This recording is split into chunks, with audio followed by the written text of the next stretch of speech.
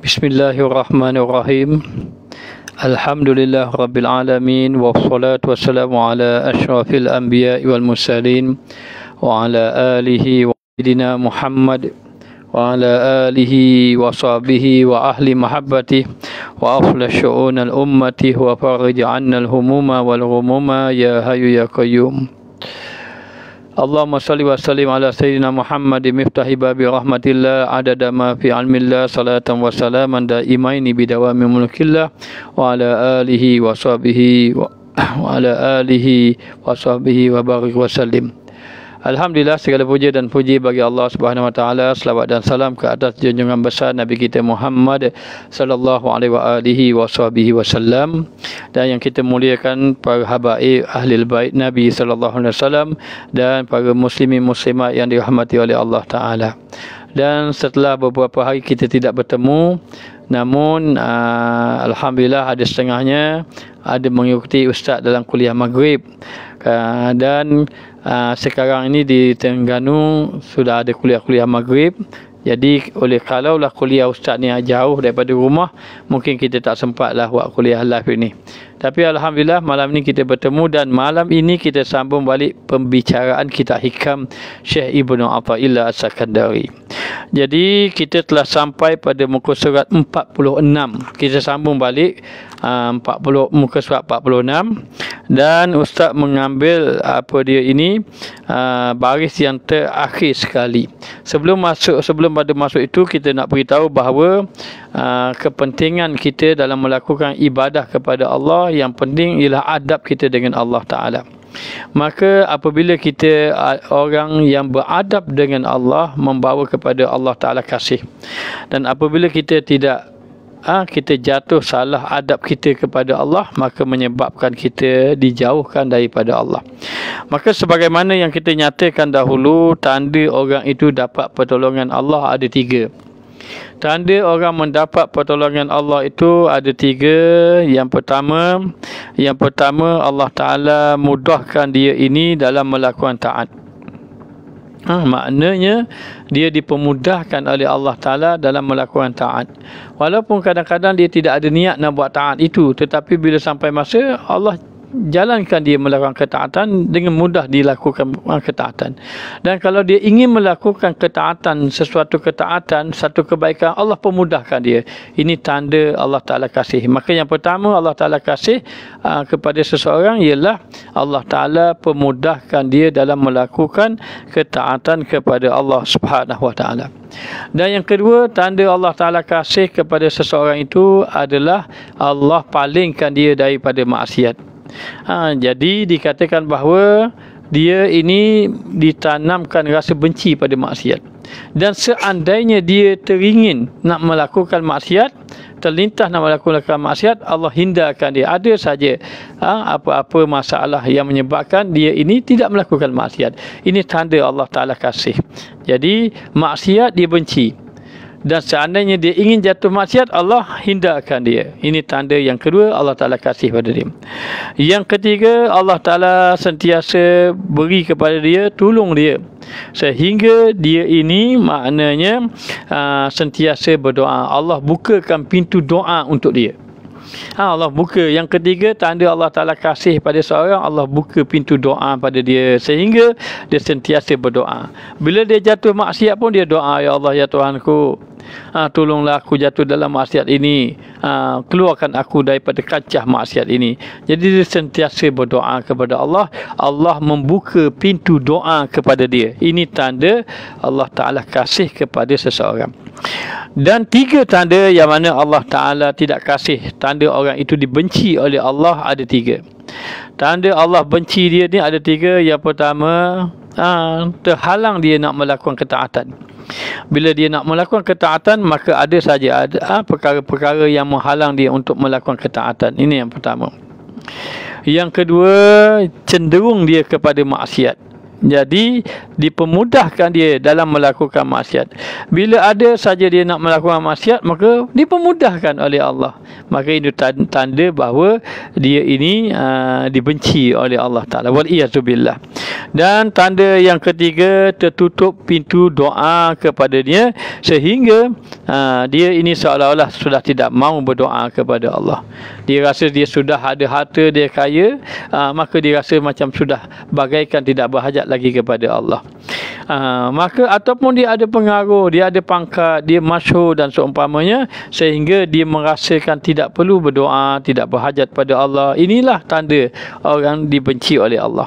Maka kata ulama lagi, tanda Allah benci pada seseorang, Allah Ta'ala palingkan dia daripada mengingati Allah, maka menyebabkan dia sudah tidak mahu berzikir kepada Allah.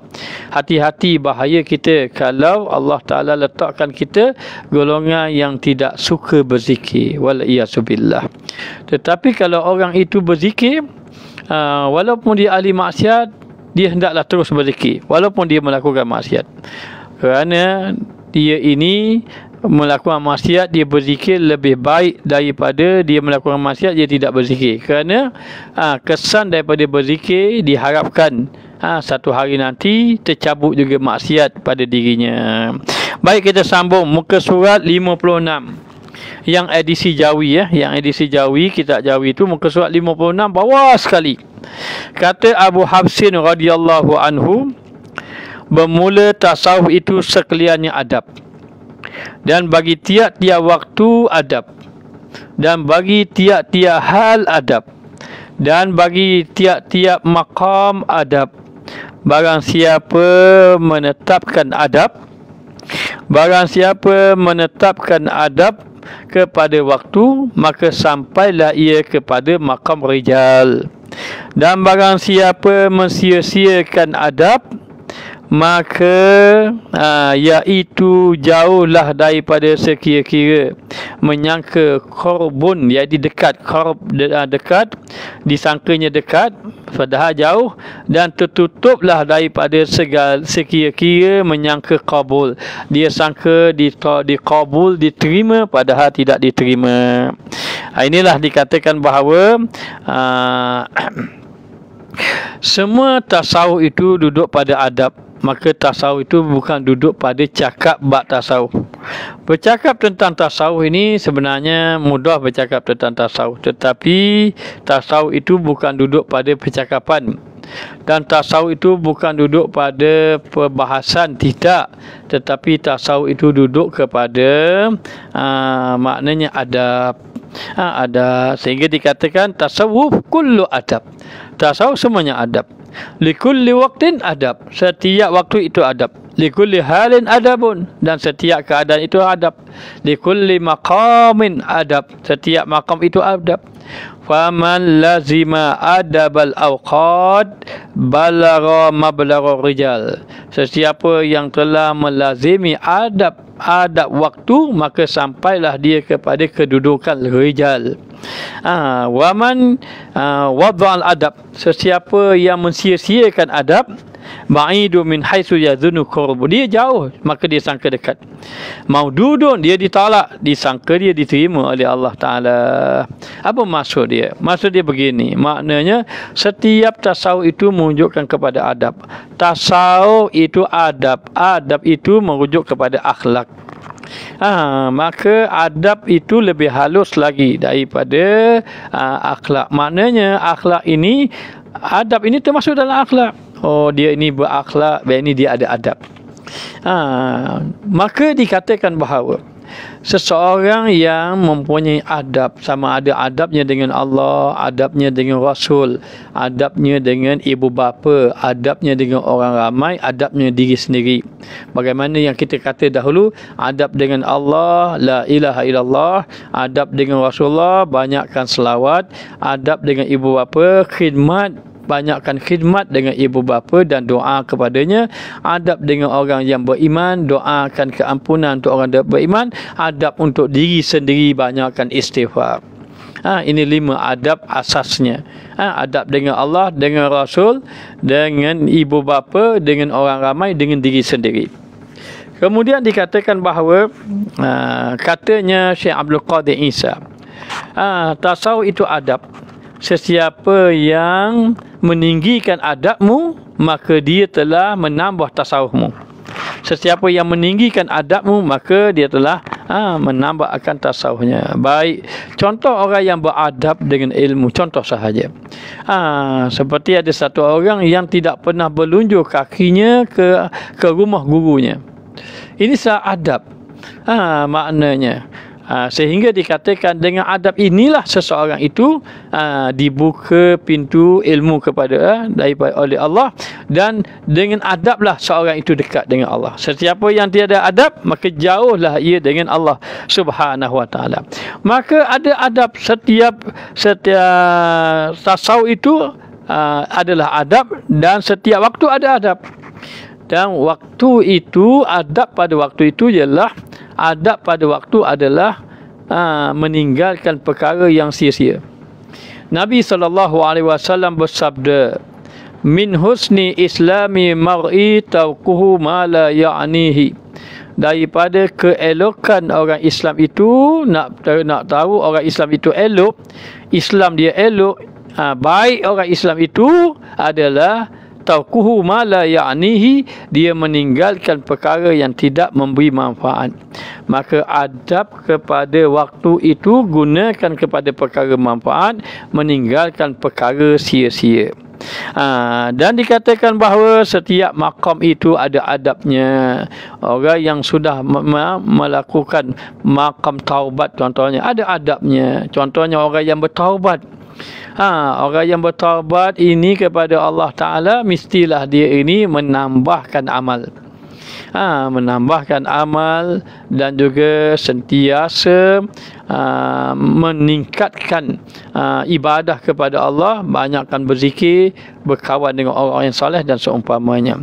Dan demikian juga siapa yang melazimkan adab setiap waktu, maka dia adalah rijal, yakni orang yang tinggi kedudukannya, orang yang baik di sisi Allah Subhanahu wa taala.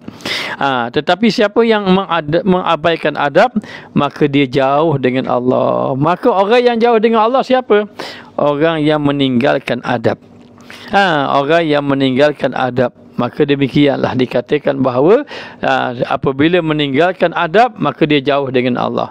Sesiapa yang tidak ada adab, maka amalnya ditolak oleh Allah. Maka begitu. Sebab itu kita kena ada adab. Antara ada adab, yakni contohnya selepas sembahyang. Selepas sembahyang, hendaklah seorang itu tidak terus keluar daripada sembahyang. Contohnya macam mana? Contoh seorang yang sembahyang, selepas dia sembahyang, dia beri salam, Assalamualaikum warahmatullahi, Assalamualaikum warahmatullahi, terus dia bangun. Ini tidak ada adab. Tidak ada adab dalam, tapi nak bagi tahu dia sembahyang, bukan dia sembahyang. Maknanya tapi adab dia dengan Allah macam mana? Dia kena istighfar dahulu, dia minta doa, dia berzikir, barulah dia tu. Barulah dia ini, maknanya selesai semua, barulah dia keluar. Maka kata guru kita dalam masa belajar dahulu, tuan guru kita sangat marah kalau orang lepas sembahyang terus dia ni terus keluar. Begitu juga orang kuliah ilmu.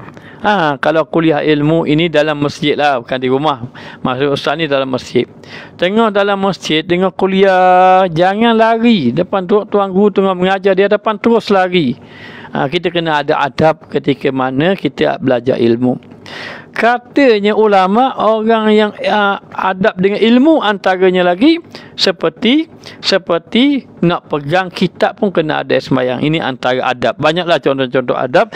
Maka apabila seorang itu tidak menjaga adab, yang pertama dia jauh dengan Allah, yang kedua amal ibadatnya boleh membawa tertolak. Tertolak maknanya tidak diterima oleh Allah dengan sebab tidak ada adab.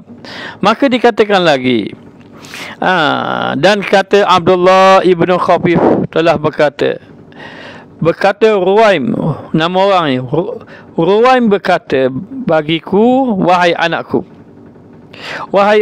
jadikan olehmu akan amalmu itu garam Dan ada setengah dikata amal, di sini kata ilmu. Jadikan akan ilmumu itu garam dan juga adabmu itu tepung. Maknanya apa? Dalam banyak kenyataan mengatakan ilmu, ada setengah kata jadikan ilmu kamu garam. Ilmu kamu ini umpama garam. Ada setengah mengatakan jadikan amal kamu itu, amal kamu itu umpama garam, adab kamu itu umpama tepung. Adab lebih halus lagi sebenarnya. Jadi dikatakan amal kita beramal-amal banyak pun, kalaulah amal kita tidak disertai dengan adab, maka boleh membawa amal tadi tertolak. Amal tadi juga tertolak kerana tidak ada adab. Sebab itu kita ini dalam beramal, okey, orang yang sembahyang sudah beramal, tetapi kenapa amal tadi kadang-kadang menyebabkan dia jauh pada Allah? Kerana tiada adab. Tiada adab. Seperti apa? Seperti orang yang sembahyang laju-laju, cepat-cepat. Zaman Sayyidina Umar Al-Khattab radhiyallahu anhu, Sayyidina Umar ada melihat satu orang lelaki sembahyang laju-laju, sembahyang laju. Maka bila sembahyang laju tadi, lalu Sayyidina Umar minta dia sembahyang sekali lagi. Dan Sayyidina Umar agak marah sedikit, jangan duk sembahyang laju-laju ni, sembahyang semula. Maka dia sembahyang lagi. Dia sembahyang yang kedua itu baginya sudah perlahan sedikit, tapi bagi Sayyidina Umar masih lagi laju. Maka selepas sembahyang lagi, maka Sayyidina Umar marah lagi, sembahyang sekali lagi. Maka sembahyang sekali lagi, sembahyang yang ketiga itu barulah dia sembahyang agak lambat sedikit. Lambat sedikit. Kan Sayyidina Umar katakan, tidakkah yang sembahyang yang ketiga itu lebih baik daripada sembahyang yang pertama?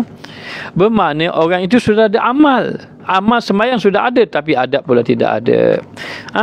Dulu sebab itu kalau guru, salah seorang daripada guru ustaz, dia tak suka, dia akan tegur. Kalau orang angkat doa, dia letak atas lutut saja. Letak atas lutut saja. Dia tidak dia tidak angkat. Dia kalau tak atas lutut, maka kata guru ustaz kata, kamu ini tidak ada adab dalam berdoa. Katanya begitulah maknanya, marah kerana tiada adab. Maka dalam melakukan amal, ia benar, dalam melakukan amal mesti seiring dengan adab. Seiring dengan adab. Tetapi antara amal kamu tadi, lebih pada apa? Lebih pada amal ke lebih pada adab? Lebih pada adab.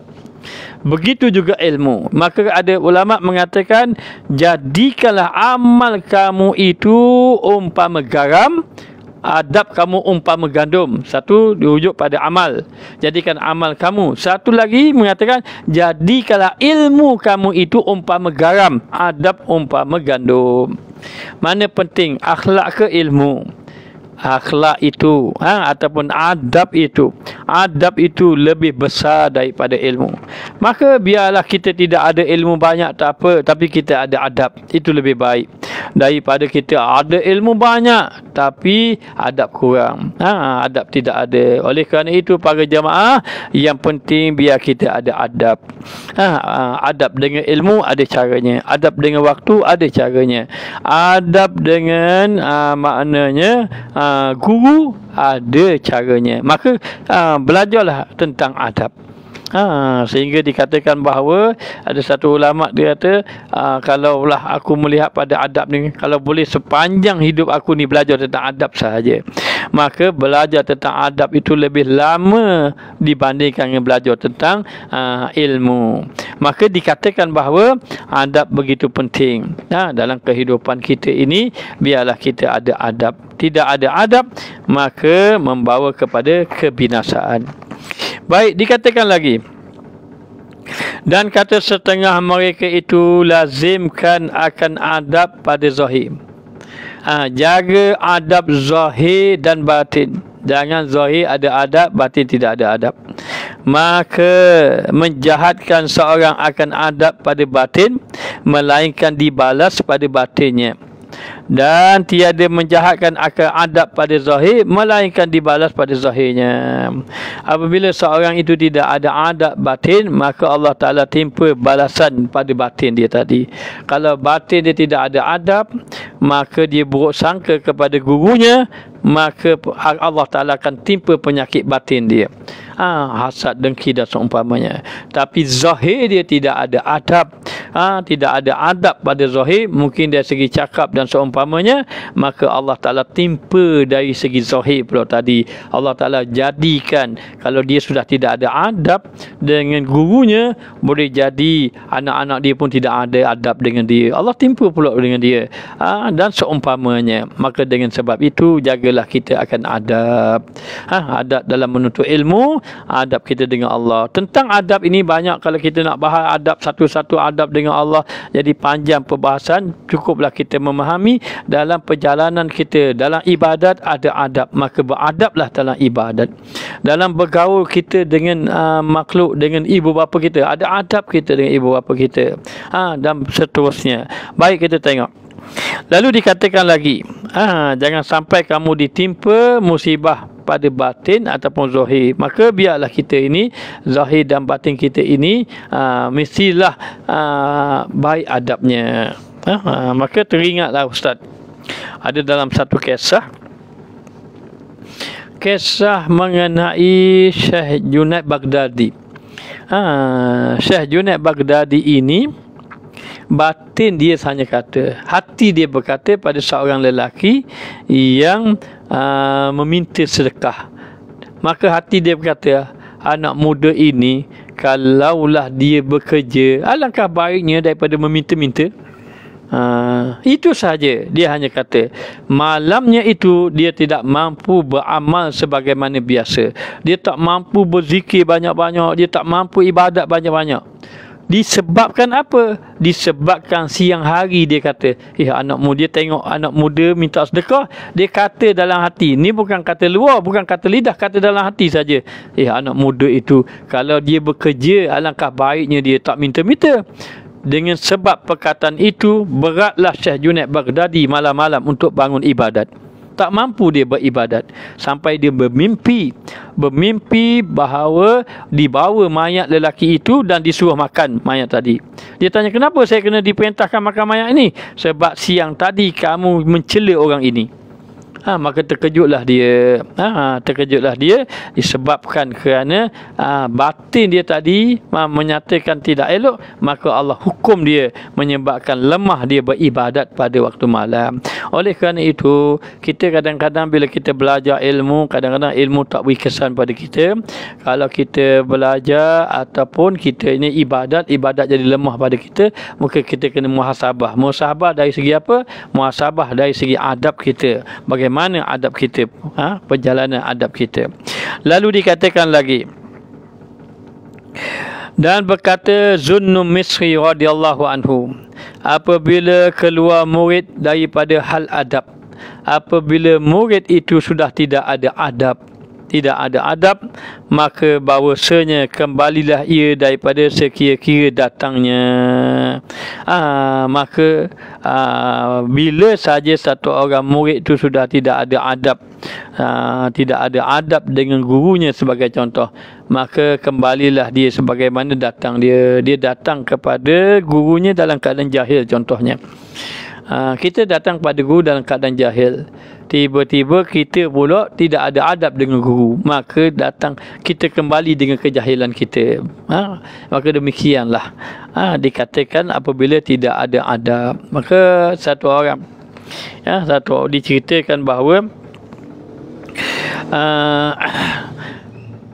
satu orang murid ini, dia belajar dengan guru dia. Dia belajar dengan gurunya sehinggalah guru dia tadi sampai satu peringkat dia pun ingin belajar, dia pun ingin menyambung pelajaran. Dia berkata pada guru dia, bolehkah saya, dia kata saya nak mau belajar dengan satu orang syekh, dengan satu ulama. Maka guru ni izinkan dia. Maka dia pun pergi belajarlah. Ketika mana dia belajar dengan ulama, maka dia ini mari dalam hati, guru aku ni hak dulu nu tok hebat, guru ni hebat. Mari dalam hatinya. Mari dalam hati, guru ni hebat. Kemudian dia mari balik, dia bila habis belajar, dia merasa dirinya lebih hebat daripada guru dia dahulu. Maka baliklah dia. Bila balik dia pun tengok, jumpa tok guru dia. Satu hari dia masuk dalam kuliah tok guru dia pun tegur pada tok guru dia. Salah tu begini dia kata. Maka gurunya pun terdiam, tak kata apa-apa.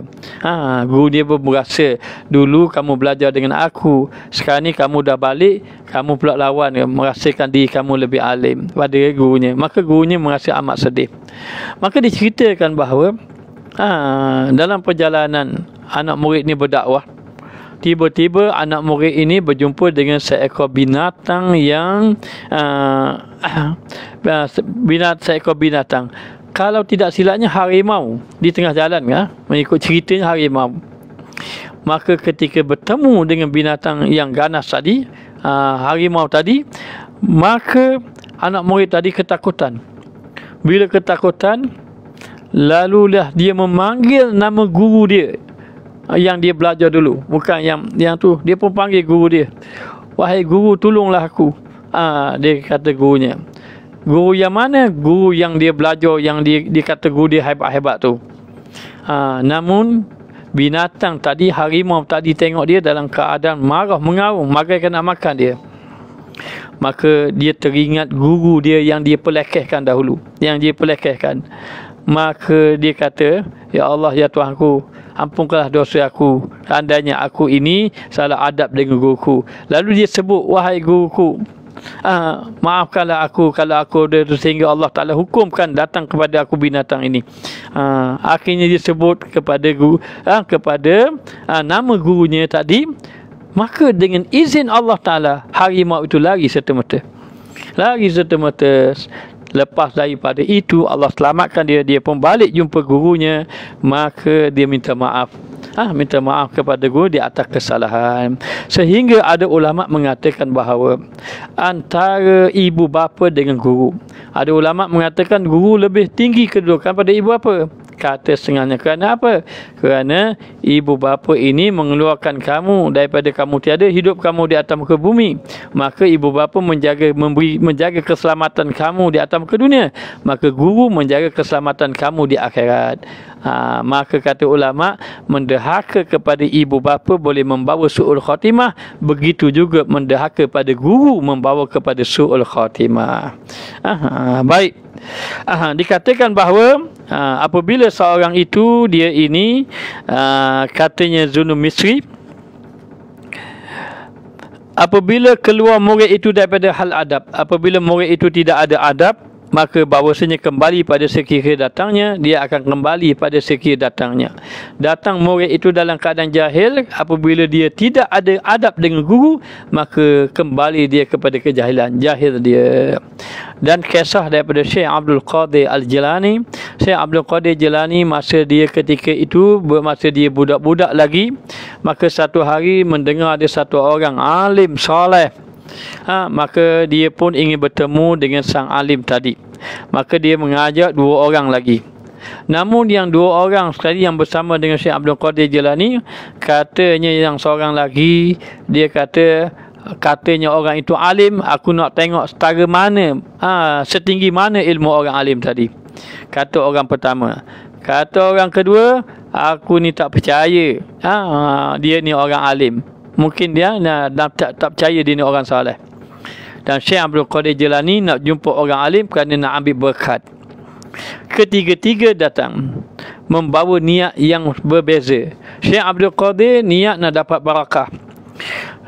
Kawan dia niat nak tengok, niat dia nak tengok ilmu, macam mana tinggi ilmu.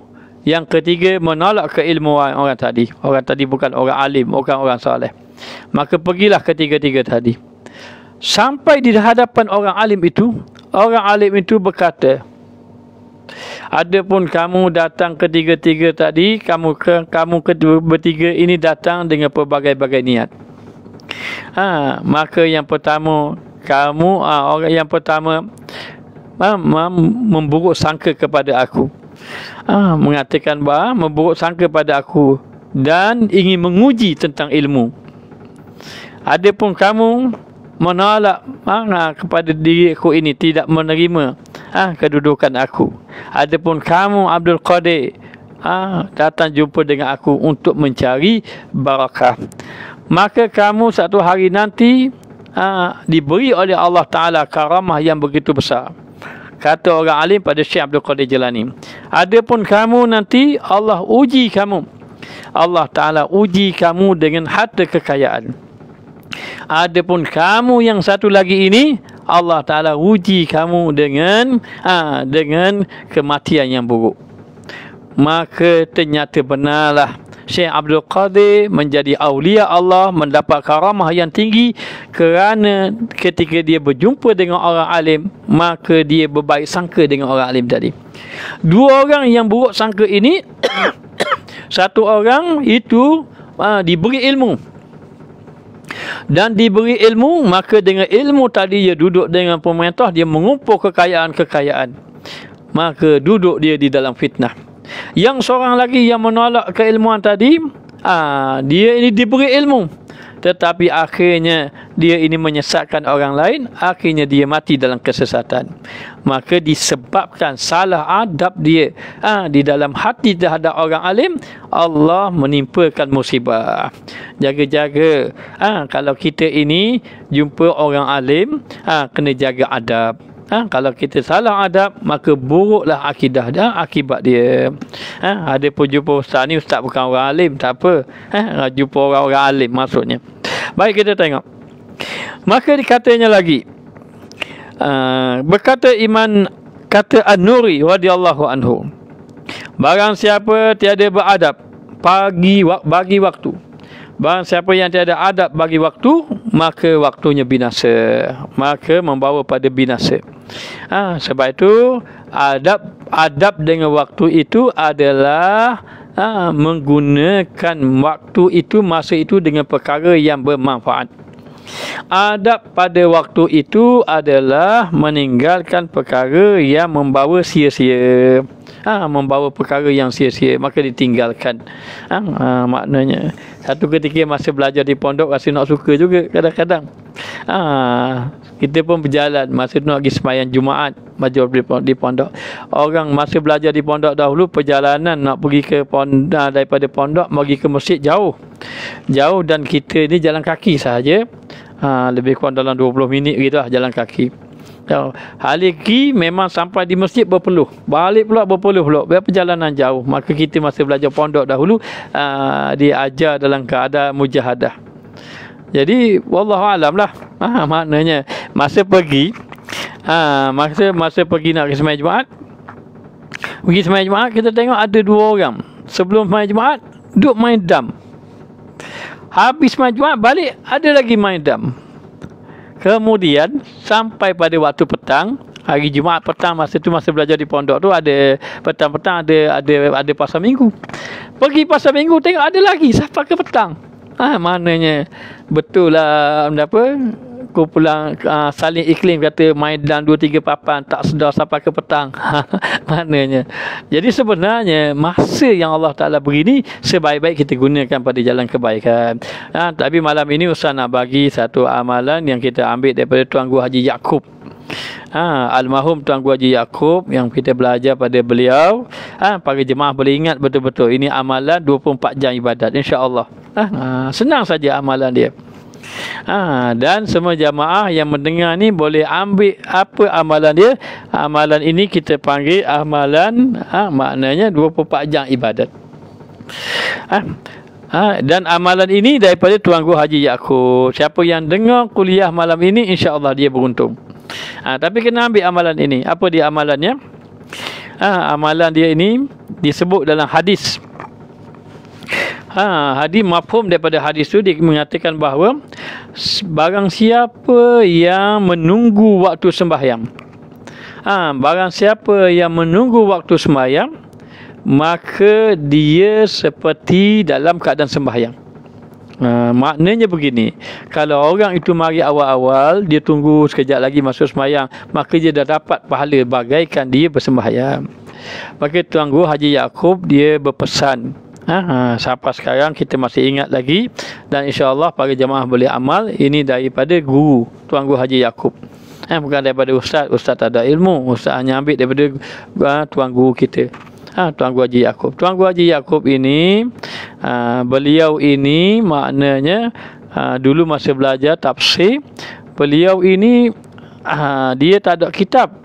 Anak murid je ada kitab. Anak murid baca, dia hurai. Maknanya. Jadi dalam keadaan macam itu, dia kata, kau biar tu dah terima dah. Belum lagi ni. Katanya begini.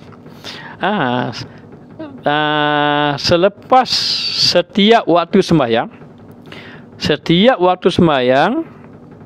contohnya sembahyang isyak tadi ataupun subuh besok lah, setiap waktu sembahyang, habis sembahyangnya, contohnya lepas sembahyang subuh kita berzikir, lepas kita berzikir kita baca doa, habis baca doa kita baca zikir pula yang lain, seperti baca Wirdul Latif.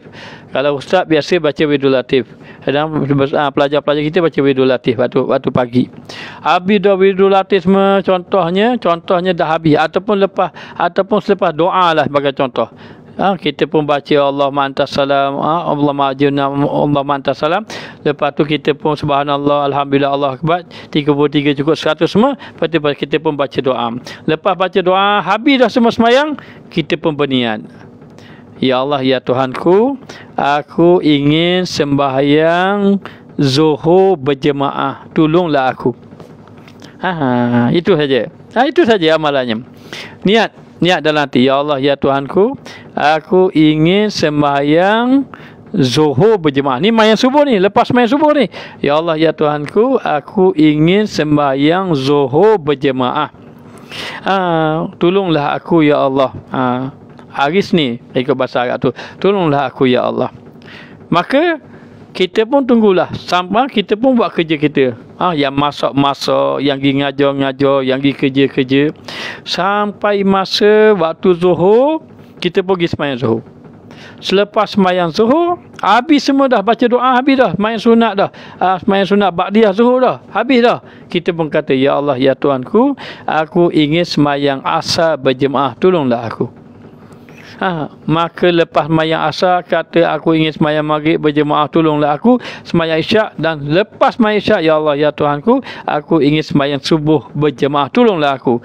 Kata Tuan Guru Haji Yaakob, siapa yang beramal dengan amalan ini, dia dikira orang yang menunggu waktu. Setiap waktu itu dia mendapat pahala, antara satu waktu dengan satu waktu. Maka Ustaz bagi amalan ini kepada para jemaah yang mendengar, bolehlah diamalkan. Moga-moga dapat manfaat dunia akhirat. Ustaz tak ada benda nak bagi, harta pun tak ada nak bagi, yang boleh bagi ini je, ilmu saja yang boleh bagi. Moga-moga dapat diamalkan, dan kita mohon pada Allah agar Allah Ta'ala beri istiqamah. Bahkan kita sendiri pun kadang-kadang ingat, kadang-kadang tak ingat. Tapi nak bagi tahu, ini amalan supaya apa? Tertunai kita dalam kita belajar malam ini, supaya kita tertunai adab waktu. Adab waktu, insya-Allah. Maknanya ini satu amalan yang besar, insya-Allah. Baik, kita tengok. Barang siapa tiada beradab bagi waktu, maka waktunya binasa. Namun dikatakan bahawa ketika mana kita itu elokkan kita daripada melakukan maksiat antara zuhur dengan asar. Jangan kita melakukan maksiat di tengahnya. Lepas tu zuhur dengan asar dengan maghrib, jangan melakukan maksiat, supaya niat kita tidak terputus. Andainya kita melakukan maksiat, niat itu terputus maknanya. Okey, baik, insya-Allah. Kemudian sambung lagi. Dan kata Ibnu Mubarak, yakni Abdullah Ibnu Mubarak, kata Abdullah Ibnu Mubarak radhiyallahu anhu, adalah kami kepada sedikit daripada adab terlebih berkehendak daripada kami kepada banyak daripada amal. Bagi kami perlukan apa? Maknanya adab daripada amal. Maknanya adalah kami sedikitnya adab. Maksud sedikit adab ni maknanya sentiasa beradab. Bagi kami, maksud kata Abdullah ibn Mubarak ini, bagi kami sedikit adab. Maksud sedikit adab ni, maksud dia tu sedikit tapi maksudnya sentiasa beradab. Sentiasa beradab itu lebih kami suka daripada banyak amal. Kalau banyak amal pun tiada adab, kurang manfaat. Yang paling penting kita ini ada adabnya. Ada adabnya. Jadi sebab itu ada adab dengan sebagai murid, ada adabnya kita dalam perjalanan kita kepada Allah Subhanahu Wa Taala. Jadi ada orang dia dok sibuk amal banyak. Nak beramal ni, tetapi sedangkan adab tidak jaga. Jadi di sini dekat dah kita berada bulan Rejab. Lepas bulan Rejab, bulan Syaban, lepas bulan Syaban, bulan Ramadan. Kita nak amal banyak, maka kita pilihlah rakaat 20 rakaat supaya banyak amal. Tiba-tiba 20 rakaat dibaca dengan laju, disoal dengan cara laju. Buat apa kalau kita cari amal banyak, kita tidak ada adab? Jangan sembahyang laju-laju. Maknanya sebenarnya kita tidak perlu bergaduh nak buat 8 ke 20, tidak ada masalah. Nak buat 8 boleh, buat 20. Hanya siapa yang rajin buat 20 kerana kaedah Imam Syafi'i mengatakan bahawa banyak perbuatan banyak pahalanya. Ini kaedah Imam Syafi'i. Maka 20 dengan 8, 20 lebih afdal. Tak timbul boleh 8 ke mana lebih baik tak timbul. Tetapi antara dua itu sama ada 8, sama ada adab, sama ada 8, sama ada 20. Yang paling penting jaga adab dalam solat. Jaga adab dalam solat. Jadi bila ada adab dalam solat, buat 8 tenang-tenang, buat 20 tenang-tenang, buat 20 banyak-banyak, adab kurang tak ada manfaat juga. Maknanya ini kena faham. Kena faham dalam perkara ini. Jadi insya-Allah moga-moga Allah Taala memberi manfaat. Sebab itu katanya Abdullah ibn Mubarak, bagi saya sedikit amal itu lebih baik daripada banyak amal tanpa adab. Itulah maknanya. Maka oleh kerana itu perlulah beradab kita dalam melakukan amal ibadat. Baik, kita tengok lagi. Dan dikata orang bagi setengah mereka tu, hai yang jahat adab, wahai orang yang buruk adab, maka katanya tiadalah jahat adab, tiada aku jahat adab. Maka dikata baginya, apa adabmu? Maka kata Sufyah, dan adab yang lazim bagi murid itu melengkapi pada zahir dan batinnya, dan adab zahir itu mengikut bagi adab batin, dan adab batin itu iaitu berpakaian dengan segala yang membaiki perangai. Itulah adabnya.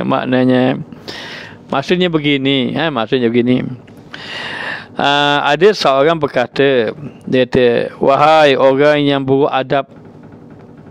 Maka jawab orang tu, saya bukanlah orang yang buruk adab. Kenapa awak kata saya seorang yang buruk adab? Lalu ditanya, kalau begitu apa adab kamu?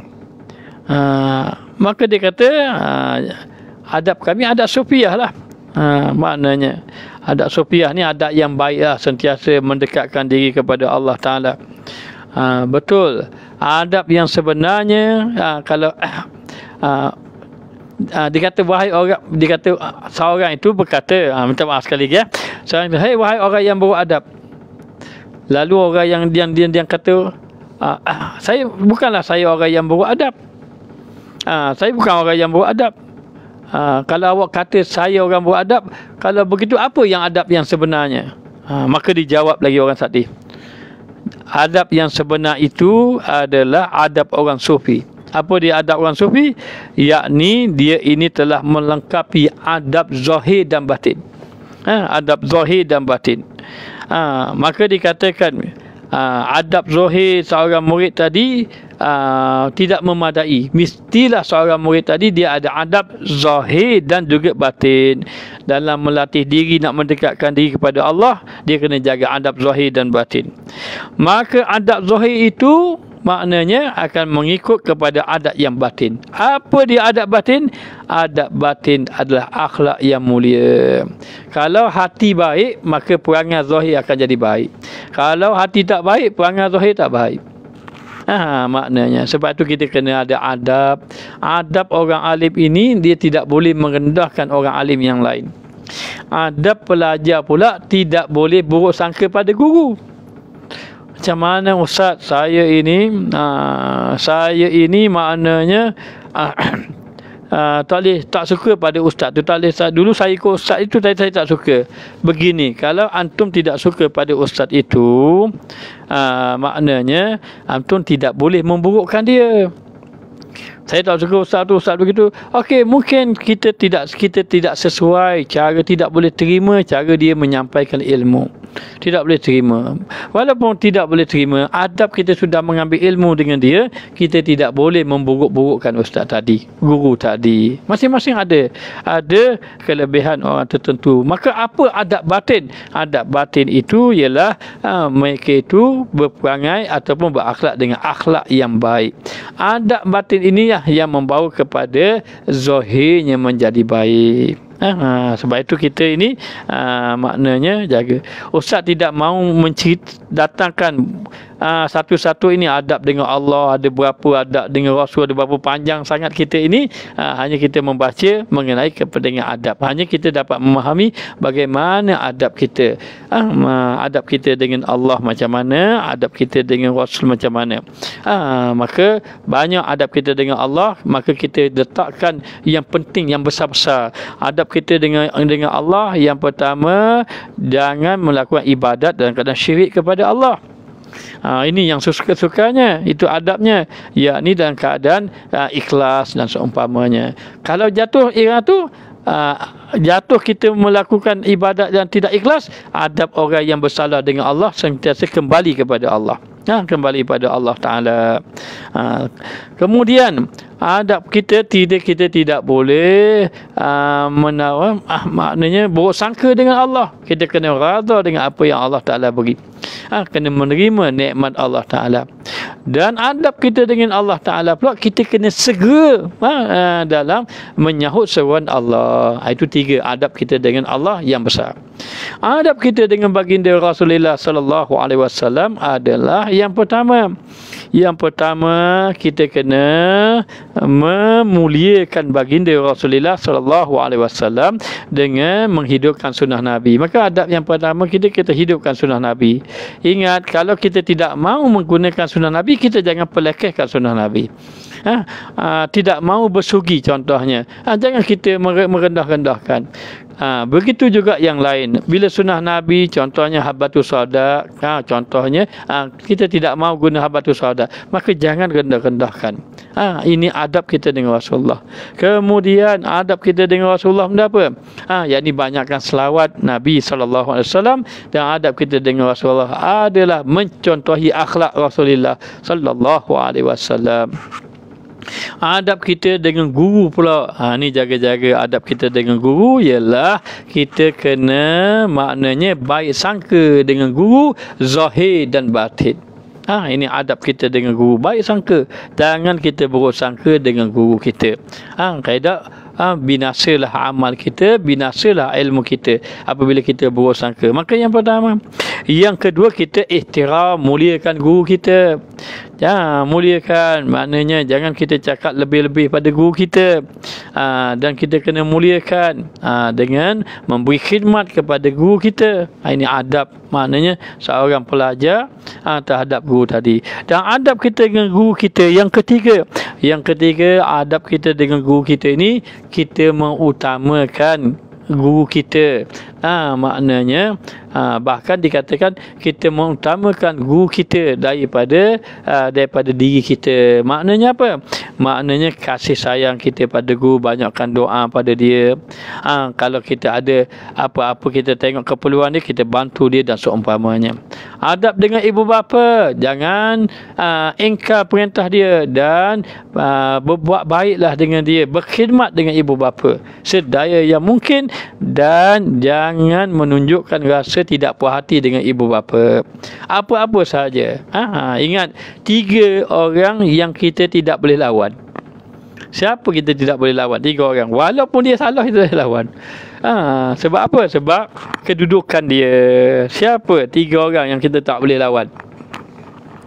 Yang pertama, ibu bapa kita tak boleh lawan. Sehingga kan sahabat tanya Rasulullah, kita kena buat baik ke ibu bapa kita? Rasulullah kata, dia buat baik walaupun dia buat zalim kita. Walau buat zalim, kita kena buat baik juga.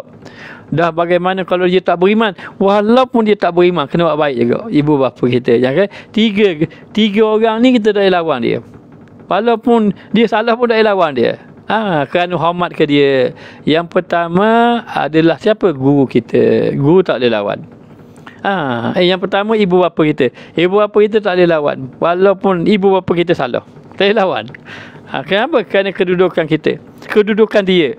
Yang pertama, ibu bapa tak boleh lawan. Yang kedua, guru kita tak boleh lawan. Walaupun kita dah bijak ada dia pun. Dulu kita tak pandai, lah ni kita dah belajar, kita bijak ada dia lagi, tak boleh lawan. Kita jangan ajak Tok Guru main kita debat sekali, jangan. Tak boleh. Dan yang ketiga suami. Maknanya 3 golongan ini kita tidak boleh lawan dia. Baik, kita tengok. Kemudian dikatakan lagi tersebut di dalam hadis daripada Rasulullah sallallahu alaihi wasallam bahwasanya sabdanya, telah beradabkan Tuhanku akan aku, maka membaikkan akan adabku, dan menyuruh ia akan daku dengan memperbaiki perangai. Maka firman-Nya, kerjakanlah olehmu barang yang telah makruf dan palingkan olehmu daripada barang yang jahil. Segala yang jahil dan adalah tiada hasil demikian itu melainkan dengan riyadhah. Riyadhah ni dengan latihan, mujahadah, lawan hawa nafsu. Mujahadah ini dengan jalan mujahadah, dengan jalan riyadhah, serta dengan taufik Allah, dengan pertolongan Allah Subhanahu wa taala, dan juga inayah dan juga bantuan daripada Allah Subhanahu wa taala. Maka sebab tu disebut dalam hadis apa dia? Adabani rabbi wa ahsana ta'dibi wa amarani bimakarimil akhlaq. Ahsana adabani rabbi, Allah Taala telah mendidik aku. Tuhanku telah mendidik aku, fa ahsana ta'dibi, dan dia telah mengelokkan adabku, wa amara bi makarimil akhlak, dan Allah Taala perintah aku dengan muliakan akhlak. Dan Allah Taala berfirman dengan kemuliaan akhlak, dan Allah Taala berfirman, wa'mur bil urfi wa a'rid 'anil jahili. Suruh orang buat baik dan kamu berpalinglah daripada orang yang jahil. Maknanya jadi kalau orang-orang yang maknanya anil jahilin, orang-orang yang jahil, maka kamu berpaling. Maknanya janganlah kamu ini ambil kira sangatlah. Maknanya yang paling penting kamu bawa manusia kepada kebaikan. Dan kata Ibnu Atha radhiyallahu anhu, bermula nafas itu diperangaikannya atas jahat adab. Nafas nafsu kan. Maka dikatakan bahawa nafsu, nafas pula nafsu. Nafsu itu diperangaikannya atas jahat adab, dan hamba itu disuruh dengan melazimkan adab. Maka nafsu itu melakukannya dengan tabiatnya di dalam mai dan taat, dan hamba itu menolakkan dia dengan mujahadah kepada jahat yang dituntut. Dan kerana inilah sekalian itu berkehendak murid itu kepada bersahabat masyayikh dan beradab dengan adab mereka itu, mereka adab masyayikh tadi, dan mengikut segala suruh mereka itu, dan menjauh segala tegah mereka itu. Kerana bahawasanya jikalau tiada menarik segala perbuatannya atas kehendak lainnya, nescaya tiada sah baginya berpindah daripada hawanya, daripada nafsunya. Dan jikalau sampai dalam kesudahan riadah dan mujahadah kerana sangat tebal hijab dirinya. Ini kenyataan ni, payah sikit nak faham. Apa maksud dia sebenarnya? Maksudnya dia begini. Nafsu itu diperangaikan iaitu dengan baik adab. Nafsu kita ni, kita kena didik dia supaya adab. Kita tarik dia dengan membawa kepada jadi baik adab. Sehingga nafsu tadi jadi biasa dengan adab yang baik. Kita kena bawa keinginan kita kepada kebaikan. Salah seorang guru Ustaz namanya Tuan Guru Haji Abdullah. Beliau dalam keadaan sakit sekarang ni. Baru ni kita buat sembahyang hajat beliau. Minta jemaah doakanlah Tuan Guru kita ini. Nak cerita Tuan Guru Haji Abdullah ni, guru kita ini, beliau ini kuat sembahyang. Banyak sembahyang. Sembahyang sunat duha 8 rakaat. Sembahyang sunat rawatib tak tinggal, kuat sembahyang Jumaat. Sembahyang sunat itu kuat sembahyang. Dan kata isteri beliau, katanya Tuan Guru ini sembahyang sampai ke pagi. Pernah masa belajar dahulu, bila kita tengok Tuan Guru kita ni banyak sembahyang, kita pun bertanya, macam mana ustaz ni boleh banyak sembahyang ini? Dia bagi tahu, yang kamu tengok ni nampak rajin, sebenarnya malas dia banyak lagi, kata dia. Akhirnya dia bagi tahu, dia kata kita punya nafsu memang malas beribadat, malas nak beribadat, tapi lazimkan dia, biasakan, lawan, akhirnya jadi biasa, jadi sedap. Macam contohlah, berat nak sembahyang ni, berat nak sembahyang, sampai masa payah nak sembahyang. Tetapi bagaimana kalau kita lazimkan sembahyang awal waktu? Bila kita dah lazim sembahyang awal waktu, akhirnya sembahyang awal waktu jadi ringan. Bila jadi ringan, bagaimana kalau kita satu hari kita lewat sembahyang, hati kita jadi tak sedap. Jadi tidak sedap. Kenapa? Kerana kita telah bawa nafsu kepada kebaikan. Jadi kenapa berat? Berat orang sembahyang tadi berat kerana nafsu kepada keburukan tu lebih berat pada cenderung kepada keburukan. Jadi beratlah buat amal ibadat. Jadi nafsu kita ni kita kena bawa dia maknanya kepada adab menjadi tabiat, jadi tabiat baik saja. Lalu sementara nafsu itu maka berpelakuan menurut tabiatnya. Dengan berbagai-bagai taat. Bila kita sudah biasa, akhirnya dia ringan. Maknanya dia sudah biasa jadi ringan. Maka Tuan Guru kita ni sudah biasa dengan sembahyang duha 8 rakaat. Maka sudah biasa 8 rakaat, dia tak boleh sembahyang 2, tak boleh, dia tak boleh. Dan kita tak pernah tengok dia buat 2 rakaat. Sekarang ni tak tahulah sebab dia sakit. Tapi nak bagi tahu, masa kita belajar dahulu tak je tengok. Rupanya dia kata nak dapat 8 rakaat duha bukan sekali buat 8. Dia buat 2 rakaat saja dulu. Dah biasa 2. Akhir kali tak boleh buat 2, tak sedap. Dia pun didik dari 4. Bila dah biasa 4, lama jadi 8. Bila dah jadi 8, dah biasa dah, adab je terdidik gitu. Akhir sekali jadi tabiat yang baik. Tabiat yang baik. Maka dikatakan lagi, macam mana kita nak bawa nafsu kita ni? Maka dikatakan kita bawa nafsu kita kepada ketaatan. Maknanya dengan cara macam mana? Dengan cara mujahadah. Lawan sungguh-sungguh. Jadi kena lawan mujahadah, nak tolak kejahatan ni, sungguh-sungguh. Maka murid itu cara dia macam mana?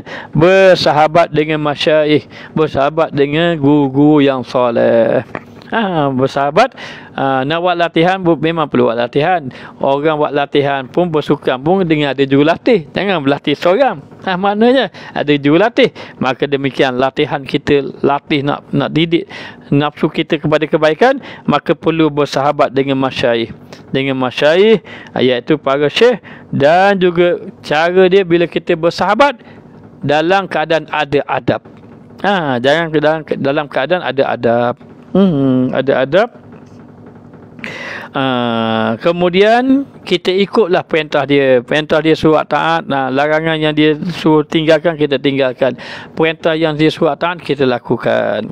Maknanya sehinggalah akhir sekali membawa kepada sampai kepada riadah, sampai pada mujahadah, akhir sekali menjadi maknanya ringan beribadat. Beratnya beribadat seseorang itu disebabkan apa? Disebabkan tebal hijab. Tebal hijabnya tadi. Maka bawalah nafsu kita ini kepada adab ketaatan sehingga menjadi kebiasaan kepada kebaikan. Baik, kita tengok lagi sikit lagi ya.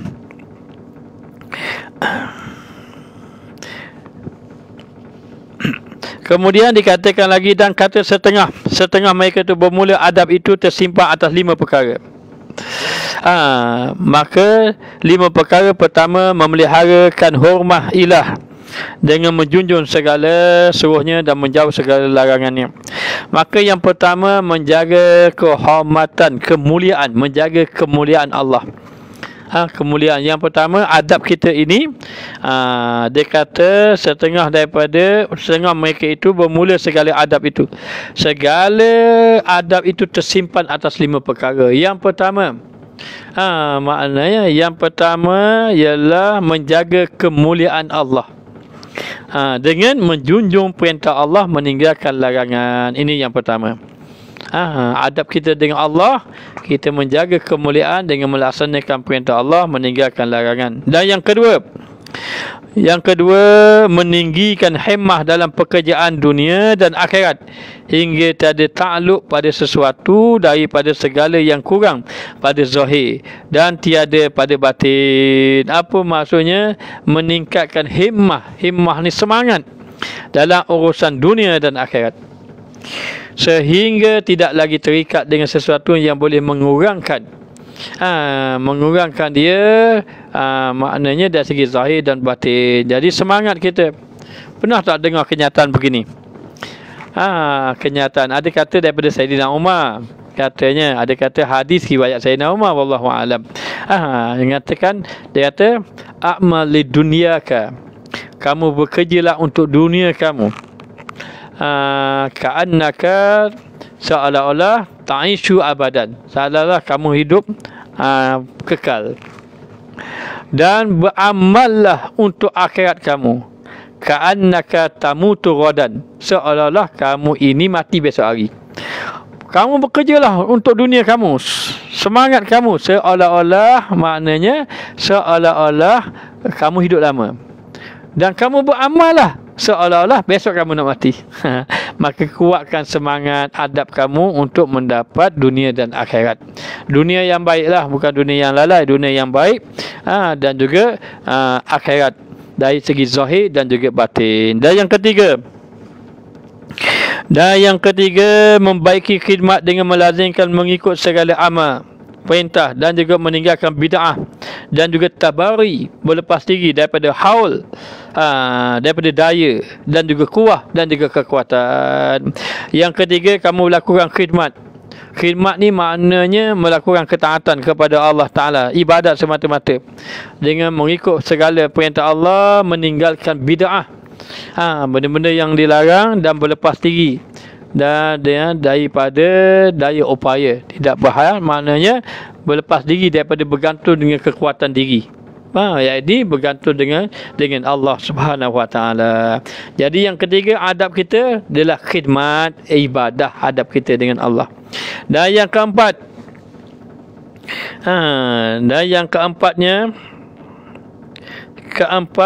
lulus azamnya, yakni mempunyai azam yang kuat dalam memerangi syaitan dan hawa nafsu. Yang keempat, adab kita ini, hendaklah kita ini berazam sekuat-kuatnya untuk melawan hawa nafsu. Azam sekuat-kuatnya untuk lawan hawa nafsu. Ini adab kita. Dan yang kelima ialah bersyukur akan segala nikmat. Yang kelima, dapat nikmat Allah, bersyukur dengan memandang kurnia daripada yang mengurniakan, dengan memandang bahawa Allah lah yang memberi nikmat. Ini bersyukur di atas segala nikmat dengan maknanya memandang itulah kurniaan daripada Allah. Mana ini adab kita. Jadi adab kita yang pertama memuliakan perintah Allah. Memuliakan Allah dengan melaksanakan perintah Allah. Yang kedua, semangat, mendatangkan semangat untuk melakukan ketaatan kepada Allah. Dan yang ketiga, ketika mana melakukan ketaatan, maka jangan bergantung pada kekuatan diri, tetapi bergantung dengan kekuatan yang diberi oleh Allah. Tidak ada daya upaya melainkan Allah. Dan yang keempat berazam, bersungguh-sungguh untuk melawan nafsu dan syaitan. Dan yang kelima, bersyukur di atas segala nikmat yang Allah berikan. Baik, dan seterusnya lagi, dan adalah jahil murid itu dengan 3 perkara. Jahil murid itu dengan 3 perkara. Yang pertama terpedayanya pada zahir, barang yang berlaku atasnya daripada tolong dengan sangkaannya. Ini jaga. Yang pertama, dia terpengaruh, terpedaya dengan zahir, yang berlaku atas dirinya, yang berupa pertolongan yang sangkaannya sendiri. Jangan terpedaya dengan zahir. Seperti kalau orang ni kadang-kadang mendapat pujian yang banyak. Orang puji belaka kita, maka kita terpedaya dengan pujian orang puji kita, kita rasa kita dah bagus. Tu maknanya.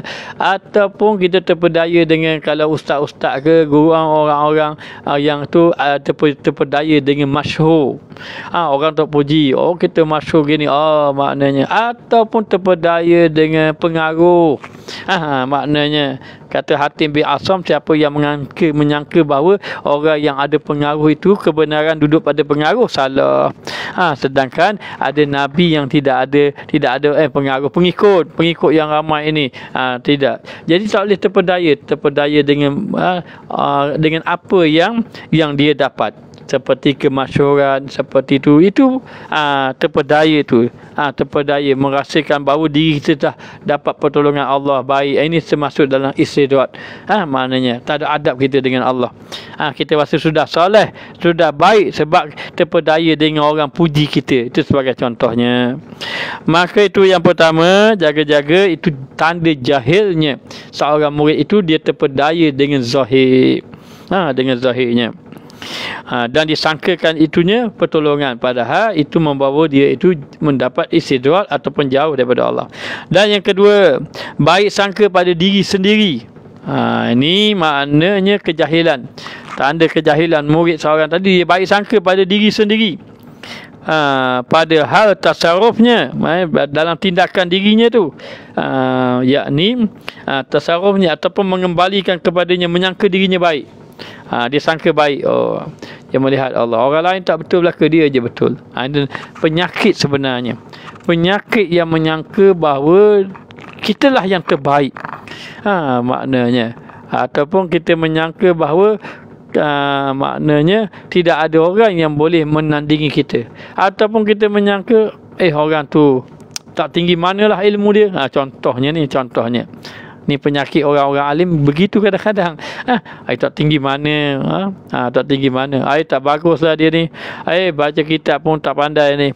Baca kitab pun salah baris sebenarnya.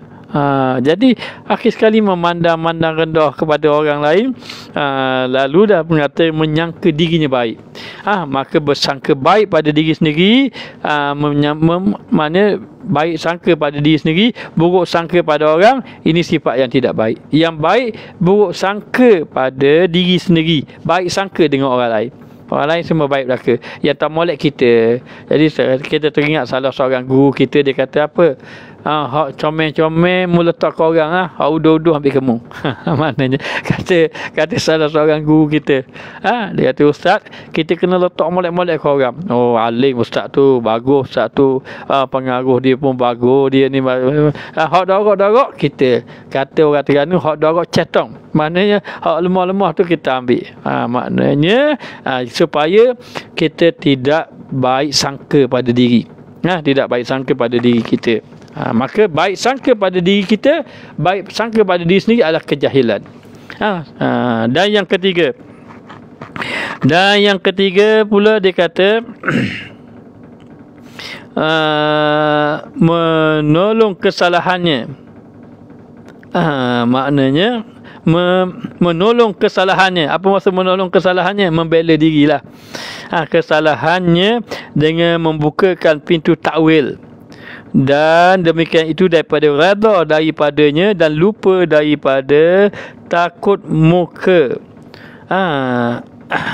Takut maknanya maka, bukan muka ni, takut maka ni tipu daya. Kerana tiada tawakuf amrullah di dalamnya atas ilmunya. Ini ada kaitan dengan matan akan datang.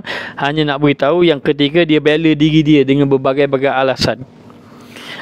Berbagai-bagai alasan. Maknanya kalau ada, maknanya dia letakkan atas dirinya ni, dia bela dengan membela dirinya yang salah dengan berbagai-bagai alasan.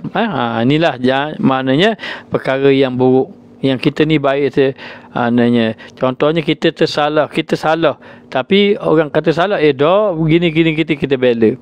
Membela diri dengan pelbagai-bagai alasan dan seumpamanya. Jadi inilah maknanya yang kita dapat bicara pada malam ini mengenai adab. Moga-moga semua yang mendengar mendapat manfaat, mendapat kebaikan. Dan insya-Allah kita akan sambung kepada matan yang lain pula. Moga-moga Allah Ta'ala beri kebaikan. Jadi ingat yang terakhir, jangan terpedaya dengan zahir, jangan memandang baik diri kita dan buruk sangka pada orang, dan jangan tidak mengaku ataupun membela kesalahan yang kita lakukan. Moga-moga Allah Ta'ala beri kebaikan pada kita. insya-Allah kita akan bertemu lain kali. Yang bercakap ini bukan orang alim, bukan orang soleh, orang yang banyak dosa. Moga-moga Allah Ta'ala ampunkan dosa kita semua. Jadi sekadar ini saja yang dapat disampaikan. InsyaAllah kita sambung akan datang. Dan Ustaz sudahi dengan wabillahi taufiq wal hidayah. Wassalamualaikum warahmatullahi wabarakatuh.